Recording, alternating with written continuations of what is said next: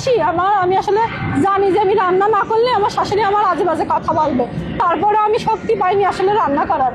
ওই 5 মিনিট পর পর ভিডিও করা আর সারা রাত ভিডিও করা, ঘুমাতে পারিনি বাসে আসলে জার্নি করা বোঝেন তো 10-12 ঘন্টা। তো সেই জায়গাতে আসলে আমি ভিডিও করে এসে আমি ক্লান্ত হয়ে এসে শুয়ে পড়েছি। শোয়ার পরে মানে 30-40 মিনিট পর আমার ঘুম ভেঙে গেছে। আমি একটা বাজে স্বপ্ন দেখেছি, দেখার পরে আমার বুকের ভিতরে বাড়ি মারা ধরেছে। লেভেল করছি, দেখো আমি একটা বাজে স্বপ্ন দেখেছি। বলছে কিছু হবে না, এই বাজে স্বপ্নের কথা কারোর কাছে বলে না।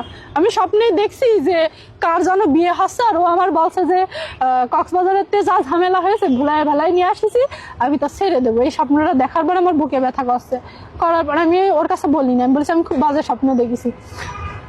পরে আমার ভাইয়ার কাছে বললাম যে ভাইয়া এরকম তো করছে, আমি তো তোমাদের বিপক্ষে যে বিয়েটা করেছি, এখন পুরো দুনিয়ার মানুষ আমার পতিতা খারাপ মেয়ে খানকি বেশা সবকিছু বলছে, আমি তোর মুখ দেখাতে পারছি না, আমি বিষ কিনেও রাখিছি বাসায়, এখন কি করবো বলো।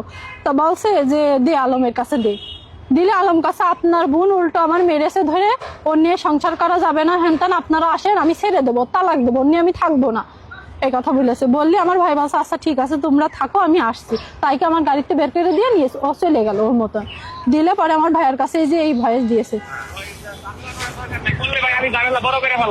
তুমি ওর সঙ্গে কথা বলো, বলে কও যে তোমার কোনো ঝামেলা আমি ওকে ড্রাইভারকে বলে দিচ্ছি, আমি বললে বিকালে ডিভোর্স দিয়ে দেবো, আপনারা আইবেন না আইলে কইতেন আমি যাবো না।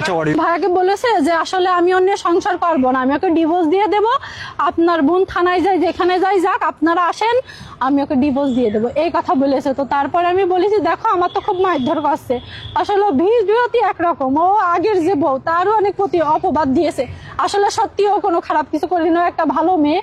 আমি ওই বাসায় যে দেখেছি যে আসলে একটা ভালো মেয়ে, ঘোড়া দেখলে খোড়া হয়, একটা কথা জানেন। ওদের বাড়ি এই 4 দিন কক্সবাজারে ছিলাম, রান্না করার কোনো সমস্যা নেই, যে আমি আসিছি আমার জন্য সবাই বসে আছে, আমি কখন রান্না করবো তখন খাবে।